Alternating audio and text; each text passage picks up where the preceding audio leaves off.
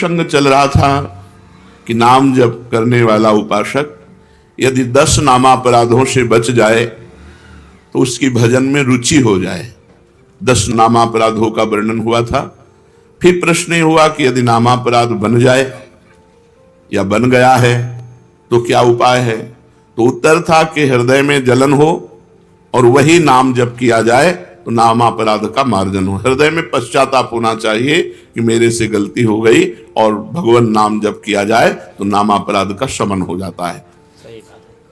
अब पूछ रहे हैं माला यदि नहीं रखता हूं तो नाम जपने में रुचि नहीं होती, संख्या से रुचि नए साधक को होती, नाम भूल जाता हूं। तो माला रखता हूं तो बड़ा संकोच होता है, लोग मजाक उड़ाते हैं, ये तो बड़े भगत बनते हैं, या कोई प्रणाम नमस्कार मान बढ़ाई देने लगता है कि ये तो बहुत नाम जापक हैं। तो इसमें क्या करें।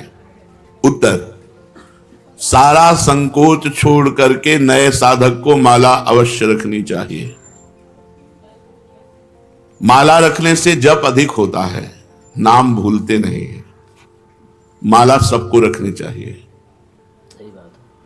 मन में तनिक संकोच मत करो, क्योंकि यह महामंगलमय कार्य है, इसके लिए संकोच धारण नहीं करना।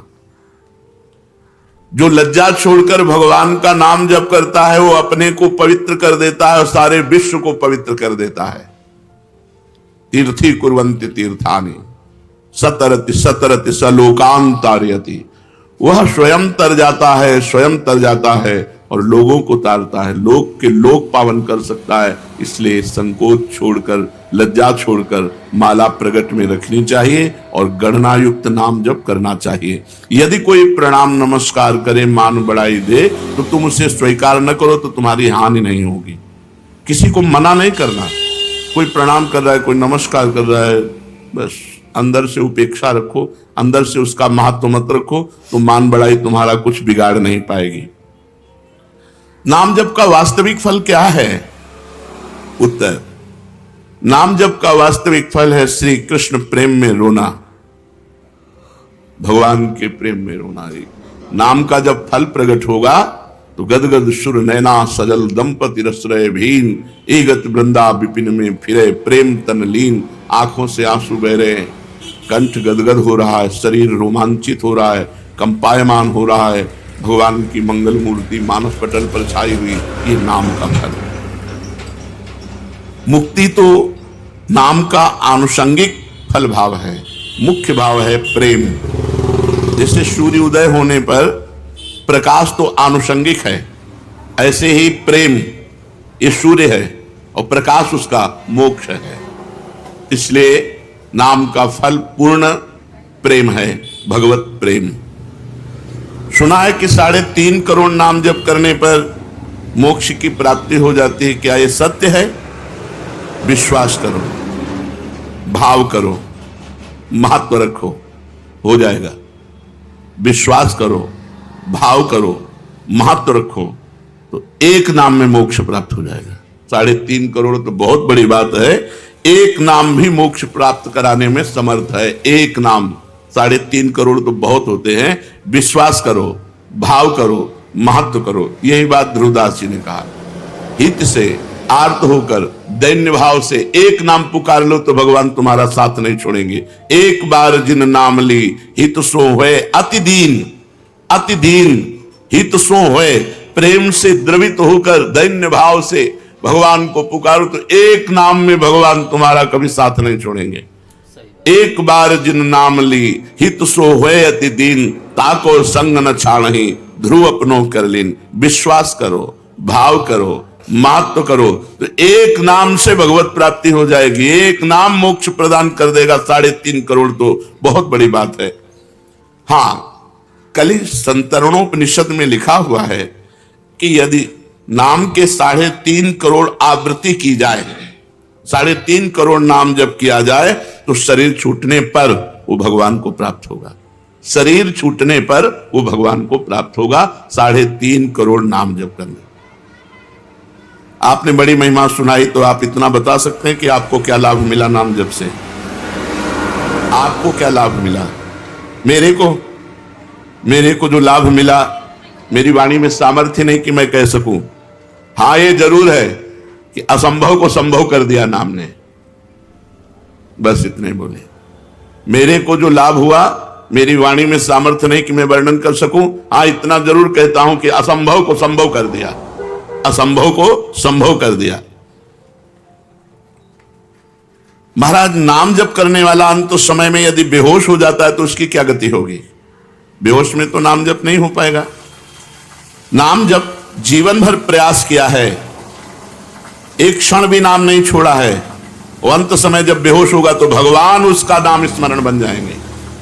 उस बेहोश की स्थिति में भगवान उसका नाम स्मरण हो जाए। एक भगत को हमने देखा, ललचाते हैं ऐसी मृत्यु हो जाए, अंगुली में काउंटर है, बिल्कुल आखिरी श्वास चल रही है, ऐसे राधा राधा राधा, और मात्र 5-6 सेकेंड में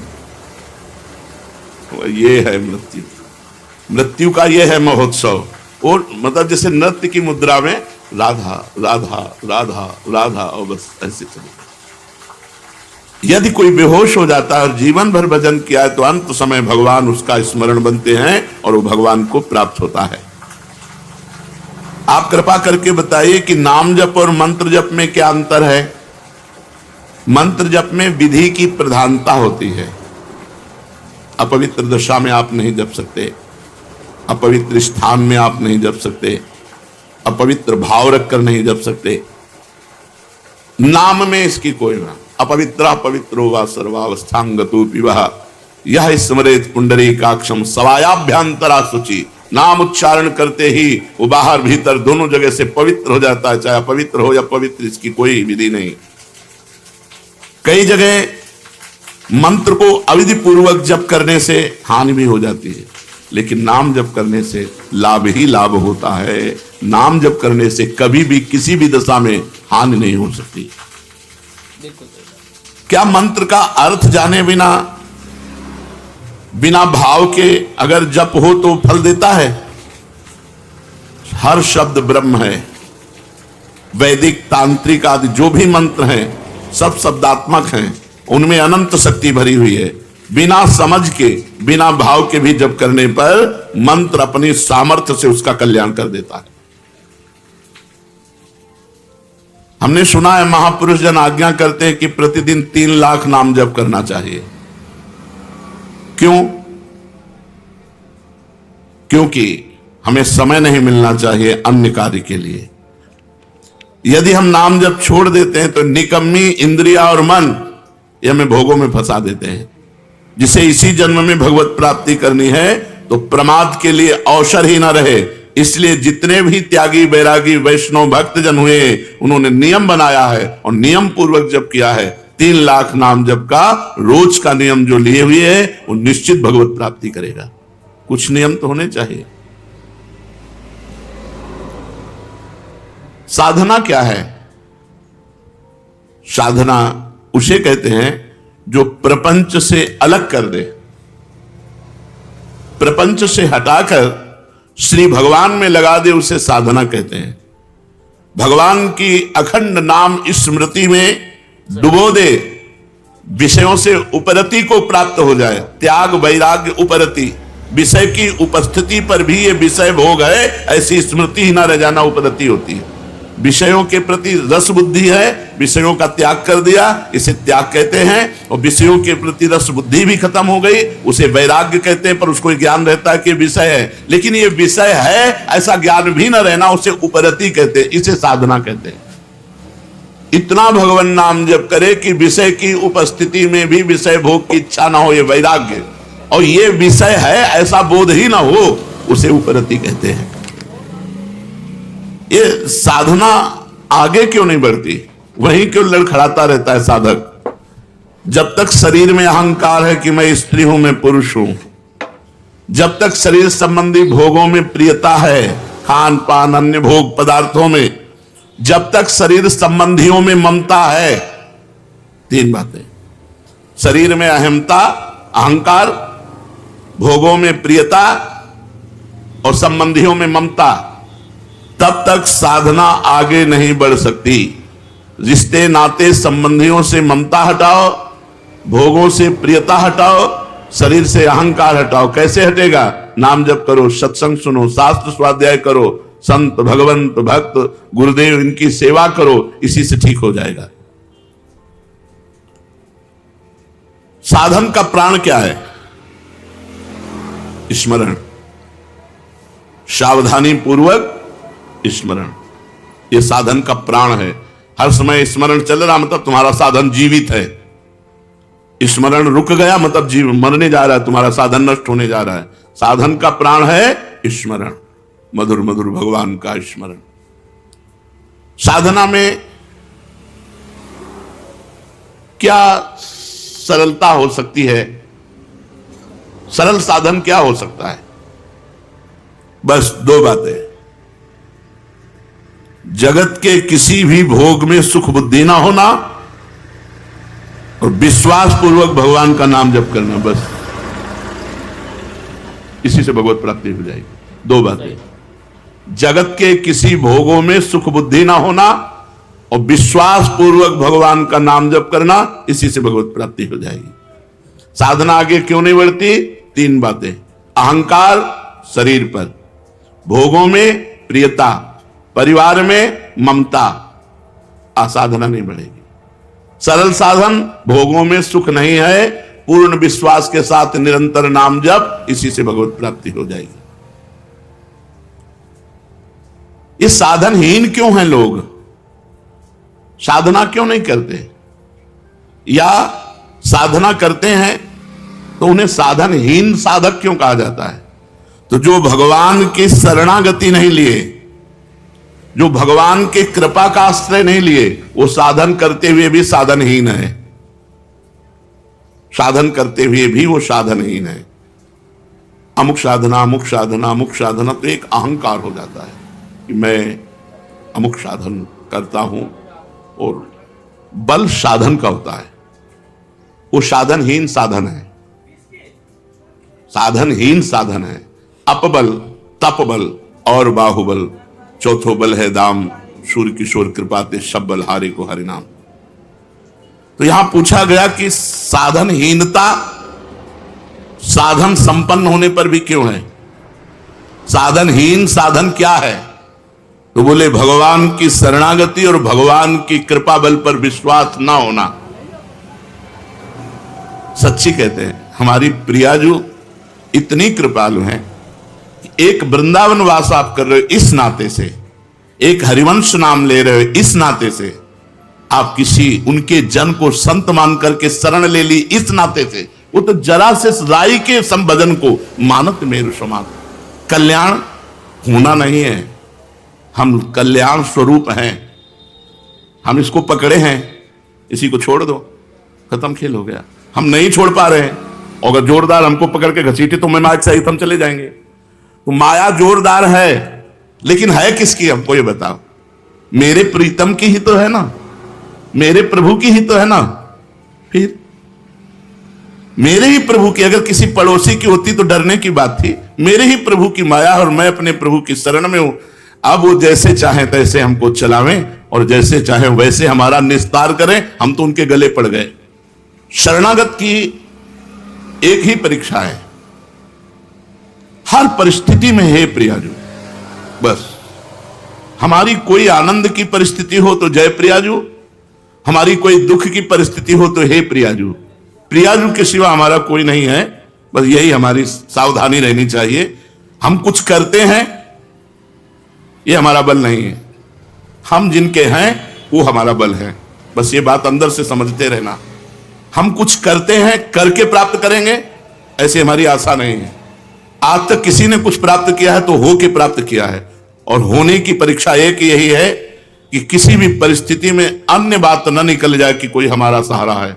बस मेरे तो जय गिरधर गोपाल दूसरों न कोई, जैसे मीरा जी, दूसरों न कोई, शरीर भी नहीं, तभी जहर दिया गया पी गई, दूसरों न कोई, गिरधर के सिवा कोई नहीं। अगर गिरधर का चरणामृत करके तुम जहर दे रहे हो तो वो भी स्वीकार है। हमारी केवल आश्रय वस्तु है, हम किसी योग्य नहीं है, हम में कोई योग्यता नहीं है, केवल आश्रय है, और ये साधन का प्राण है। साधन हो रहा है और भगवत शरणागति नहीं, भगवत कृपा बल नहीं, तो साधन होते हुए भी वो साधनहीन है जिससे भगवत प्राप्ति होती है। साधन का विघ्न क्या है? साधन का सबसे बड़ा विघ्न है साधन का अभिमान होना। भगवत स्मरण से भगवान की प्राप्ति होती है। भगवत स्मरण उसी का चलता है जो तृणादपि सुनीचेन, अपने को दीन मानता है। माना ब्रह्म ज्ञान के मार्ग में वो सबको अपनी आत्मा देखता है, भक्ति सबको अपना इष्ट देखता है, कहीं प्रश्न बनता ही नहीं है। अगर वो प्रश्न करता है तो अभी खुद प्रश्न में फंस गया हो। ज्ञानी की दृष्टि में सर्वम खलमिदं ब्रह्म, भक्ति की दृष्टि में वासुदेवा सर्वम, सिया राम में सब जग जाने। सबसे बड़ा साधन का विघ्न है साधन का अहंकार हो जाना। साधना का अहंकार इतना श्रेष्ठ बड़ा होता है, इतनी कड़ुई होती है, पूछो मत। वही सबसे बड़ा विघ्न है भगवत प्राप्ति में। दूसरा, खान पान। यदि आपका खान पान सही नहीं है तो आपकी साधना नहीं बनेगी। तीसरा, मंत्र नाम में संदेह। पता नहीं इस नाम से होगा कि नहीं होगा, कहते हैं नाम जप करो, इस नाम से तो पता नहीं इस मंत्र से होगा कि नहीं होगा। साधना में विघ्न। सदगुरु का अभाव। जिसके जीवन में सदगुरु नहीं उसकी साधना कभी सिद्ध नहीं हो सकती।